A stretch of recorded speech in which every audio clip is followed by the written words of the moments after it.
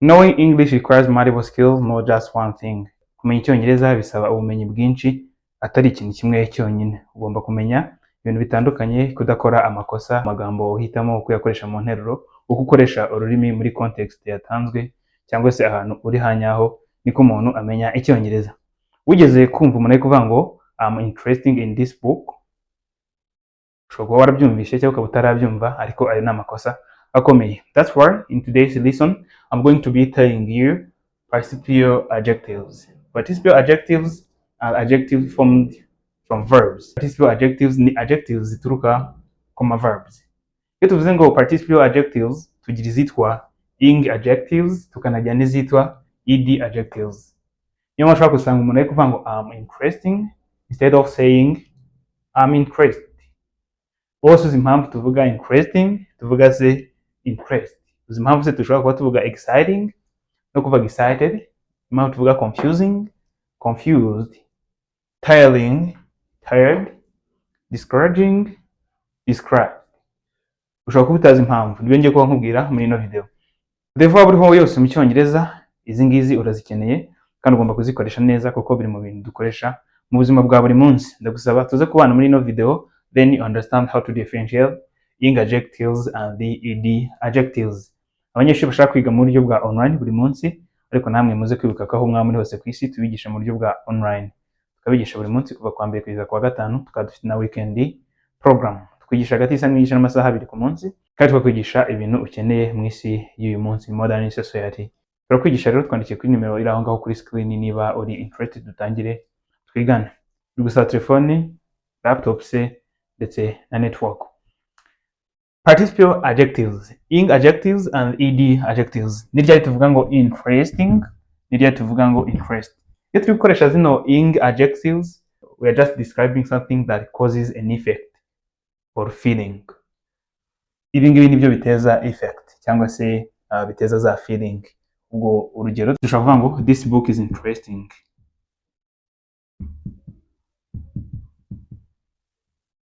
This book is interesting. Iyo tuvuze ngo this book is interesting, ahangaha turavuga ko icyo gitabo n'umuntu cyo giteza effect cyangwa se izo feeling. Umuntu wasomye iki gitabo ahubwo ni ushobora kuba interest. I'm interested in this book.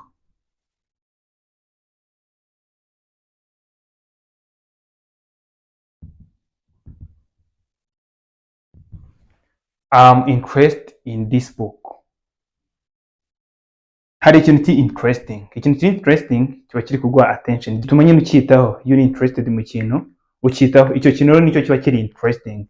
Never say this book is interested. No. Iyo turi kuvuga dukunda gukora amakosa menshi ugasanga umuntu avuze ngo this book is interested. No. Igitabo ntabwo kiba kiri interested, ahubwo kiri interesting. Iyo kiguha izo feeling noneho weho uba interested.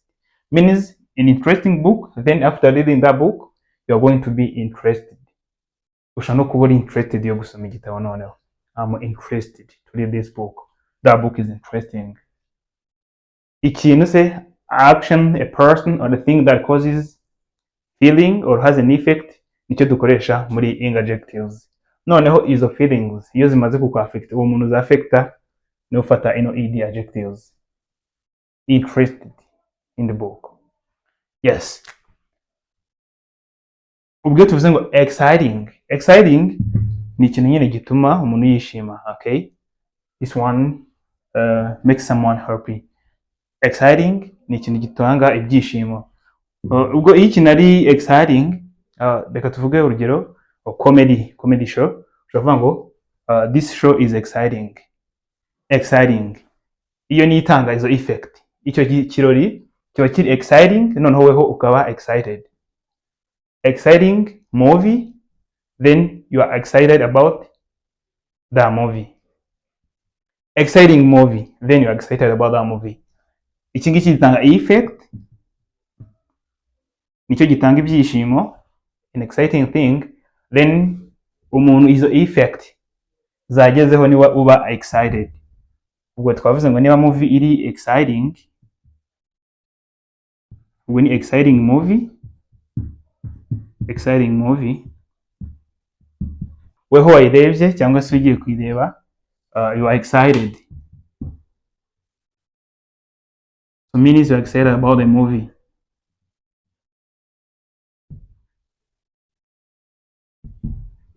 You are excited about the movie. That is exciting. Niba hari ikindi kintu kijya kiguha ibyishimo cyangwa se gituma wishima ubona gisekeje nyine gishimishije, icyo kintu kiba kiri exciting. Ngo this thing is exciting. Noneho I'm excited. Weho uri excited after having that thing. Weho uri excited kubera cya kintu, ariko cya kintu cyo kiri exciting. This one gives no feeling, this one has an effect on you. Then when you are affected, you're excited.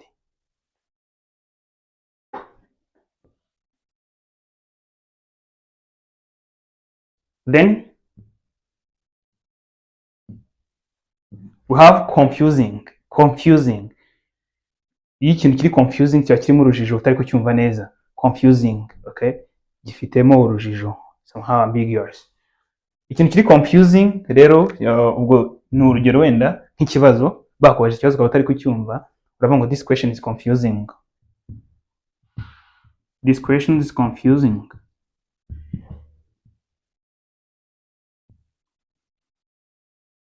The confusing question. Iyo ikibazo rero kiri confusing, weho uburi iki? You are confused by the question. I'm confused by the question. Utu tundi kongera twongeraho natwo muze kutwitaho. Turavuga ngo interested in, tukavuga ngo excited about, tukanavuga ngo confused by.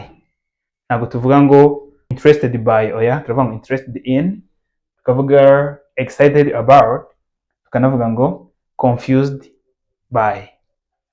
I'm confused by the question.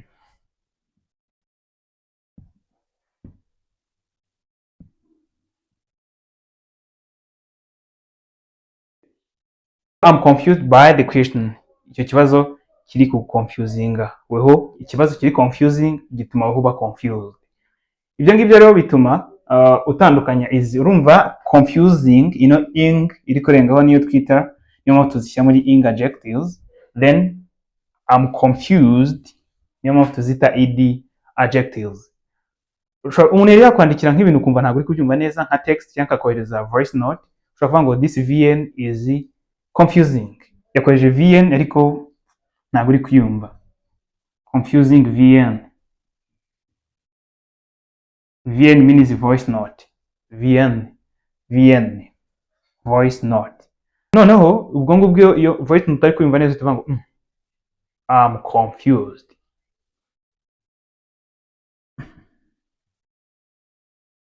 by the VN. Ntabwo buri gihe dukoresha muri present continuous, ushobora no kubivuga mu gihe cyashize. Reka tuve nk'umuntu watanze speech itumvikana iri confusing, uravuga ngo he delivered a confusing speech. Bivuze speech irimo urujijo. Then ubwo niwe kwa mu gihe cyashize, maybe mwari benshi, we were confused by his speech.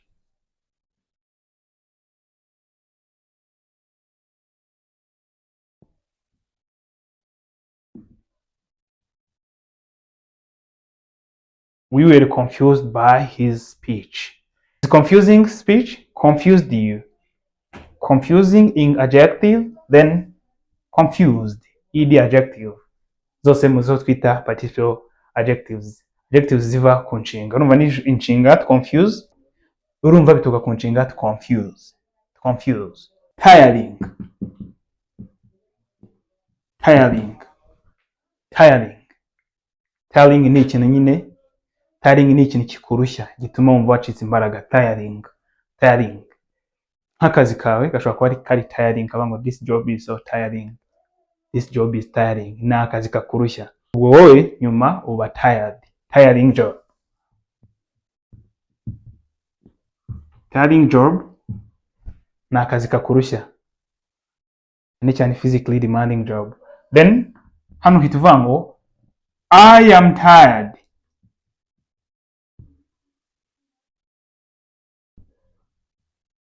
I'm tired. Maybe because of the job. I'm tired. Wewe uri tired. Noneho akazi kari tiring.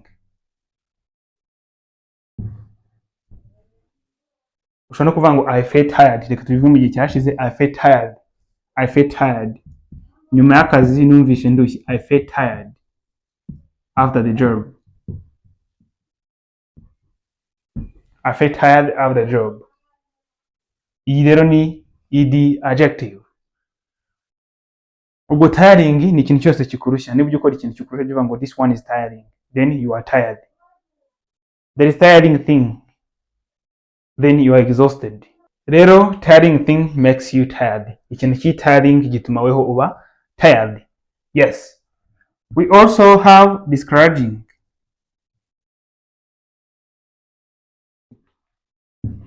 Discouraging ni ikintu kiguca imbaraga. Discouraging kiguca imbaraga. Discouraging. Urugero muri iyi minsi nabonye baratangaje se amanota y'abanyeshuri. Batanze results. Ushobora kuvuga ati zino results ntakubeshye zica imbaraga hano manota nyine. Results. The results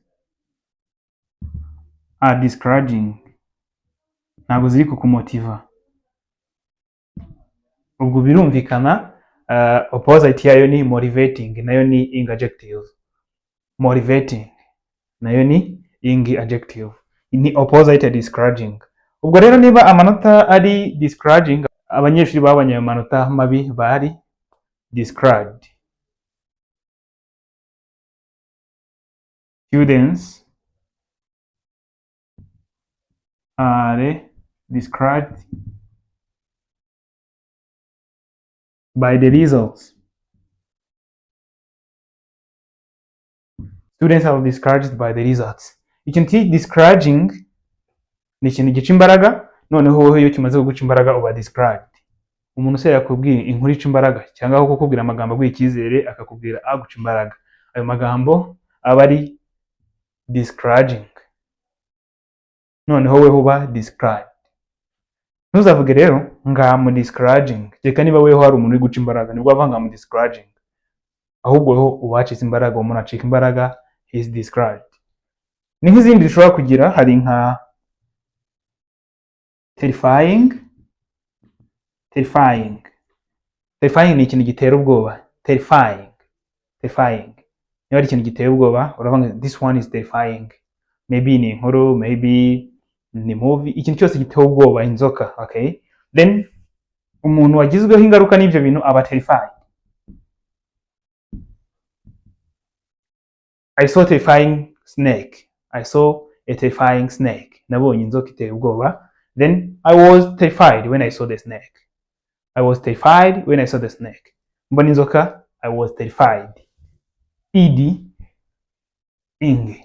Twagira izindi zose uze kumpa urugero nawe muri comment nka annoying. Ubwo muri ed we have annoyed.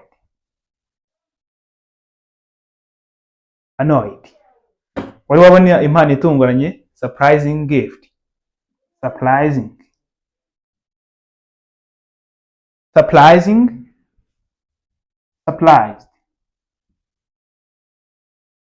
Uze kunyandikira nawe participial adjective ya ing n'iyindi ya ed muri comment section.